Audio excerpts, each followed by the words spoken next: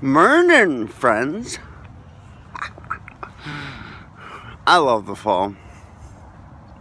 I really do. It is just so damn beautiful. And it's not too cold and it's not too warm. And there's that just crisp, brisk, like freshness all the time, you know? I like it. So I go for walks a lot. I'm a walker. And this morning on my walk, this is about a mile from where I live, maybe a little less, this park that I like to visit. This morning on my walk, I was thinking about fear. You know, I feel like we, everyone, when they think of ancient cultures and like ancient man on the plains, you know, we think of like this hunter with his spear, his bow and arrow, like dominant predator, you know. And while that's true to an extent, it's not the whole story. You know, we didn't really start making tools and weapons like that till about 50,000 years ago. And so we have a stretch of like 350,000 years where hominids were primarily prey.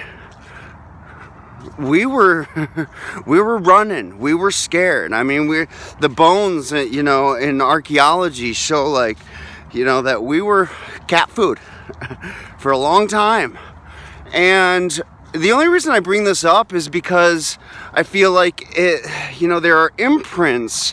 The way that we evolve is the brain evolves and consciousness evolves along with the body, and it gets conscious imprints. And so it's relatively new for us to be the apex, you know, to be the top dog. And when you look at the larger span of things. And I just want to bring this up because I feel like these imprints are still deeply embedded in our consciousness. And so they still hugely affect the way that we interact with each other, the way that we interact with the world.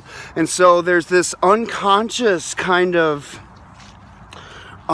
fear behind so much of what we do and interact when we go to a job interview, or we go into a relationship, or we go to a new place that's foreign. And while fear is healthy, and I understand that, the degree to which we get afraid of life, I think it hinders and impedes us, because most of what we fear and the way that we fear it is irrational, and it holds us back from a fullness of living, from an adventurous life, and just a deep fulfillment if we would otherwise not be so afraid and be willing to step out into this thing, you know, jump into the feather bed, or jump into the abyss just to find out it's a feather bed. I'm pretty sure Terence McKenna said that. Anyway, I hope everyone is having a wonderful, lovely morning, and we will talk to you guys soon.